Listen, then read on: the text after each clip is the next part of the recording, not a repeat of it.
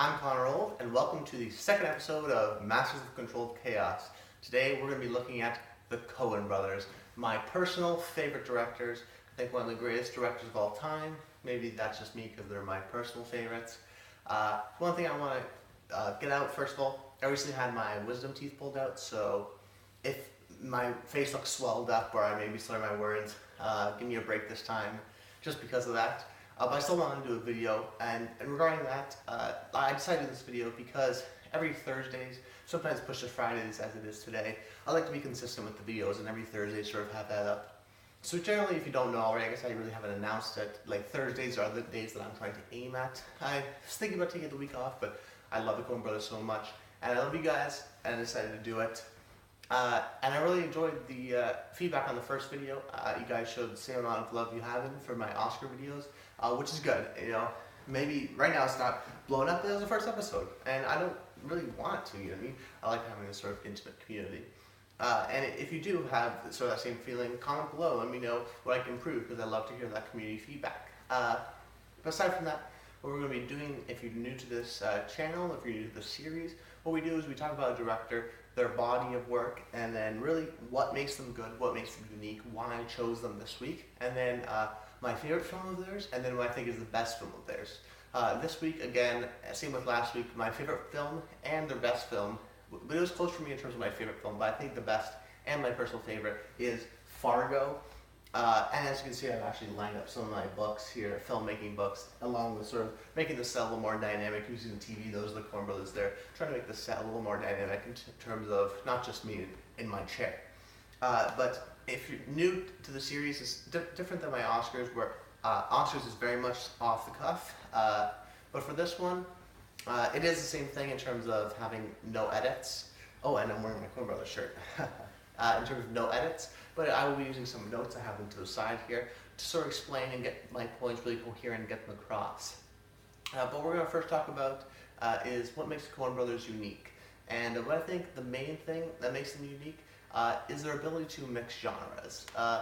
And what does that mean exactly? I think it is they can have comedy and drama and mix it together, but then they also do not necessarily all their movies are grounded in realism, but in terms of just that the range of emotions that they exploit, in terms of happiness, in terms of sadness, in terms of your thrills, in terms of anger, they really get a lot out of their audience, and not just mixing genres like Edgar Wright would for romantic comedy and horror, and mixing those two together, but in terms of just the characters. And I talked about this last week with Paul Thomas Anderson, in terms of the 3-quadrant sort of system that I've made up in terms of having characters, having great dialogue, or just a great screenplay, and then also having great visuals. And I think the Coen Brothers actually hit all three of those. Amazing visuals by Roger Deakins, and of course their screenplay, written by themselves, is incredible, along with the characters that they write. I think are very unique, and a lot of times, like movies of Fargo, they're down to earth, they're real people that you've met before, but almost in a sense that's heightened. Like movies that I think movies are supposed to do, take characters that you know, but reality is boring, and you want to make them a little more lively, because then who wants to watch reality, even though a movie that seems to be real and so authentic really isn't. So let's start off with saying that really, the Coen Brothers, what I like about them, like Paul Thomas Anderson, like a lot of the directors I'll cover, they have their unique own style and their own uniqueness. But a lot of people, I'll talk about this a little bit in Fargo, wonder why the Coen Brothers are so good.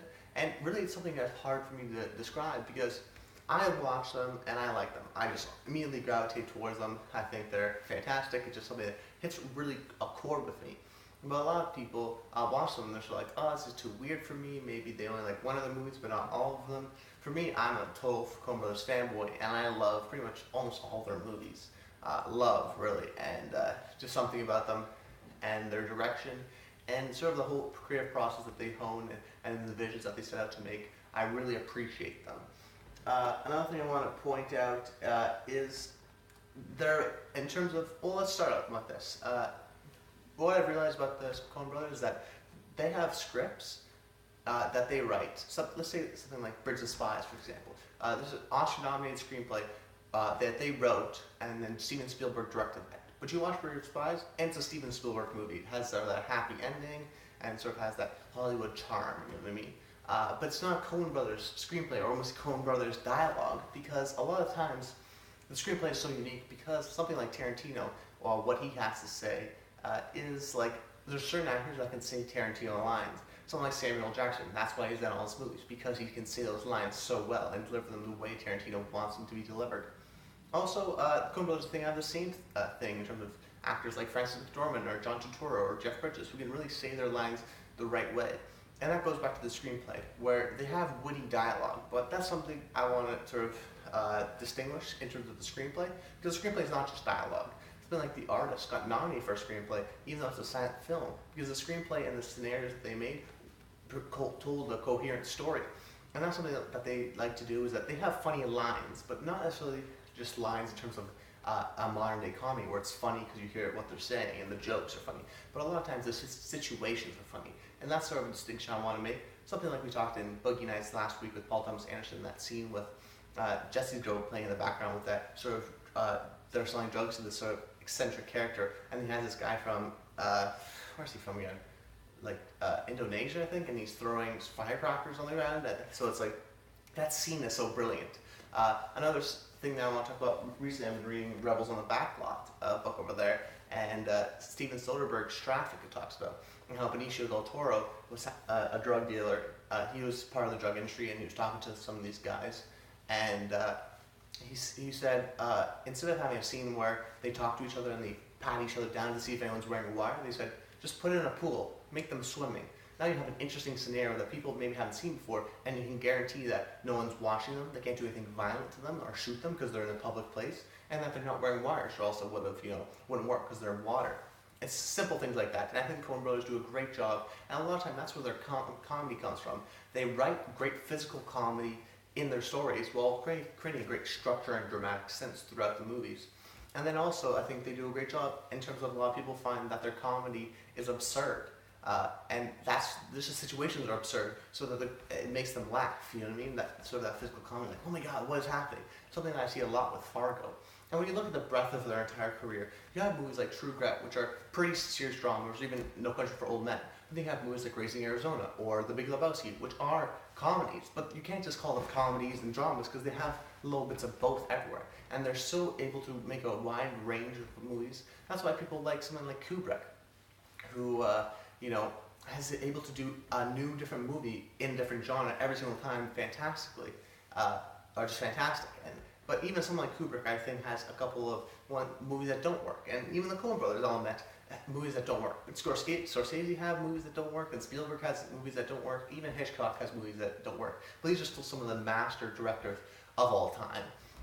And that's just because they make a lot of movies, and some of them just don't work out. But the ones that do, they hit hard. And for the most part, the Coen Brothers make fantastic movies. I think pretty much anyone would agree with that.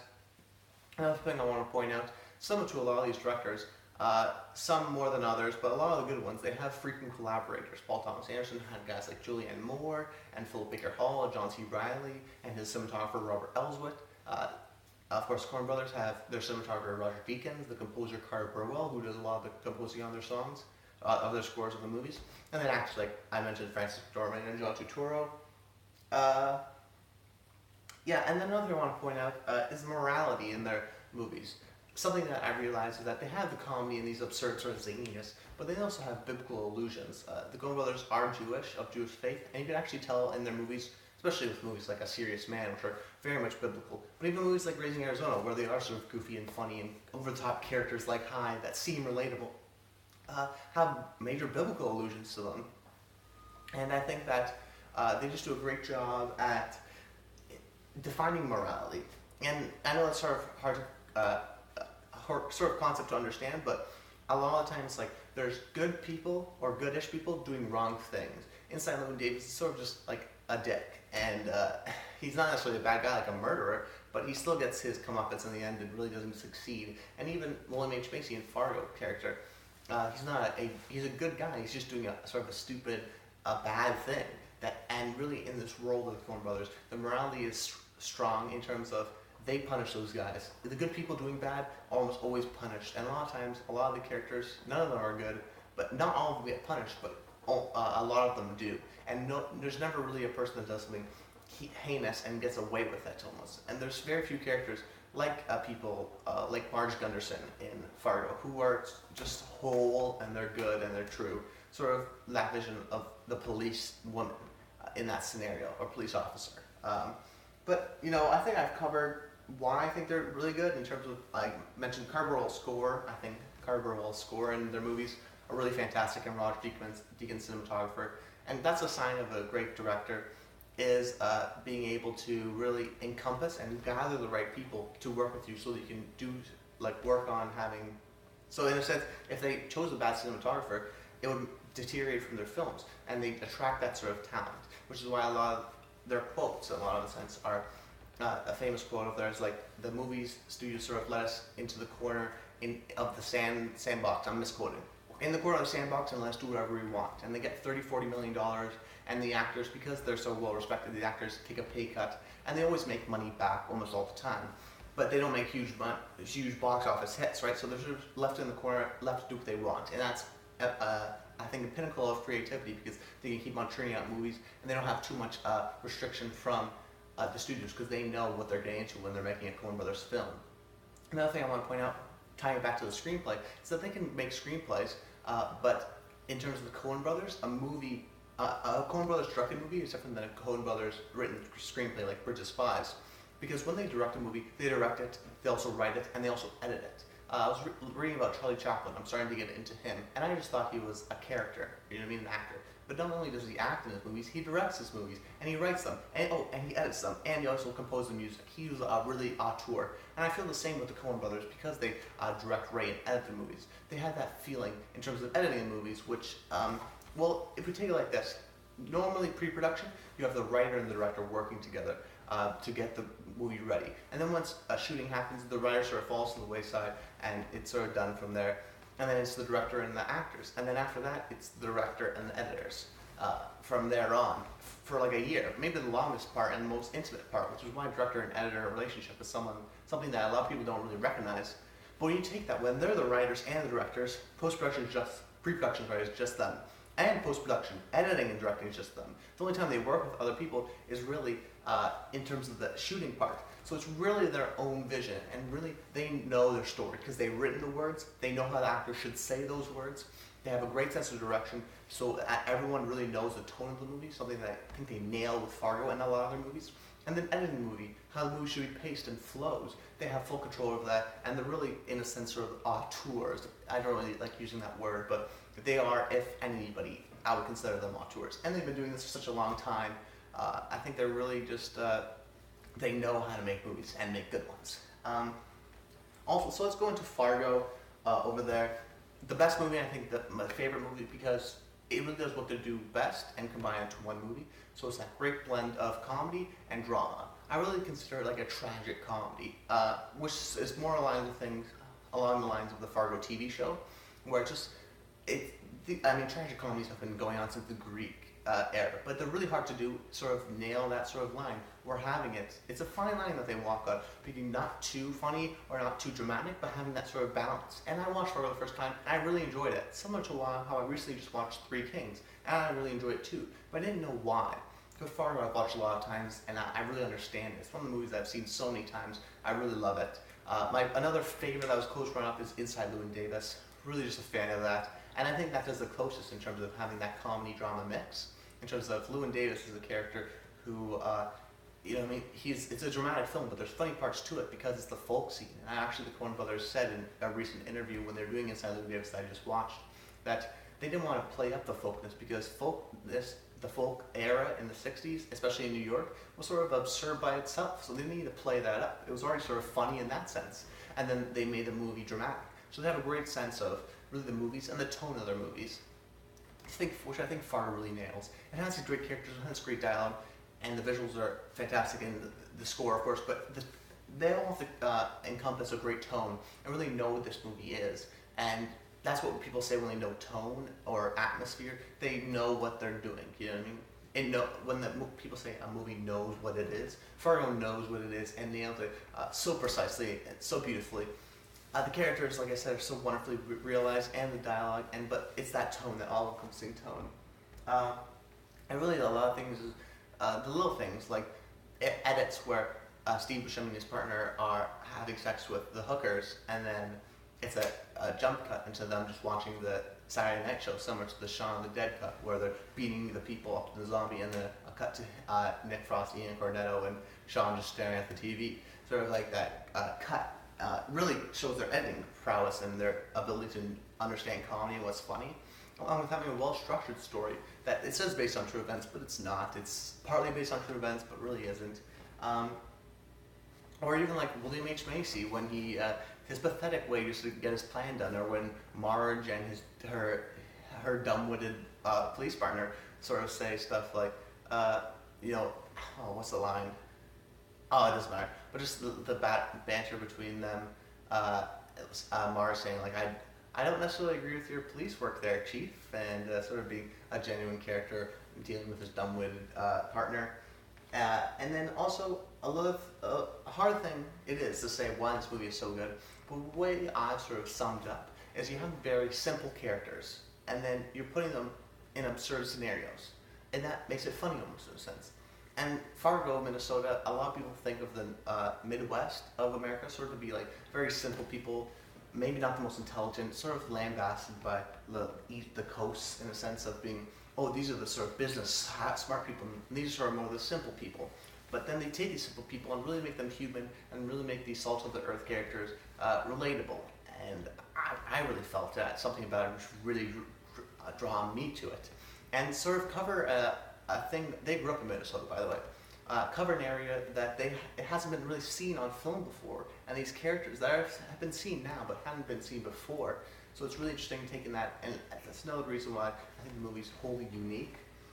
And then another thing is just that fish out of water scenarios, and then the range of characters where Marge Gunderson, Frances McDormand's character, is that serious, and then Steve Buscemi is the bad character, and then William H. Macy, who's good, but he's doing bad stuff, and it's that wide range of characters. You can really find a relatable character that you feel, you can laugh at others, you can laugh with others, and just an absurd story. And then just having that sort of, like I said, playing back into the morality when they get caught, and Marge Gunderson saying like, at the end, all this for a little bit of money, that's it. It's sort of judging them and sort of asking like, why? Why does this still persist? And a theme of criminals and cops that they explore into No Country for Old Men, in that sense of, even when you clean up all the criminals, there's still going to be more criminals. And then even something like Paul Thomas Anderson's movies where they're simple, but they have an underlying sort of sense, like Fargo's has guilt and trust and greed, and all these sort of themes that play into it. And yeah, I mean, that's it. For right now, really the Coen Brothers I'm big fans of them. I think they're quite fantastic. Fargo is what I consider maybe a perfect movie. I think I've done somewhat of a competent job of explaining why they're so fantastic. I'm not sure how long this episode is, but I just want to say that I really enjoy their work. They're my favorite directors. If you haven't checked out the Coen Brothers, really check them out. And like the last thing I want to say is that just the Coen Brothers are wholly unique. There's something about them that's so charming, and if you get that, you'll be bit by this bug, and you'll love the Coen Brothers and their dialogue, and just eat up everything they do or say, because sometimes it is rare. But that's it, guys. I hope you enjoyed this episode. I hope you see the show evolving, maybe a little more structured than last time. Who knows? Maybe I'm looking at a little bit more of my notes than last time. I'm really trying to research these guys and get a better understanding of why I like them. Like, I like the Coen Brothers, but I didn't really understand why I like them. And really explaining to you why I like them and why I think they're good. And sort of explain that to a lot of people. And just maybe some new film fans to broaden their horizon. But anyways, my name's Conroll. This has been Masters of Controlled Chaos. And for all the reasons I've listed, that's why the Coen Brothers are Masters of Controlled Chaos. I'm Conroll, and until next time, stay tuned.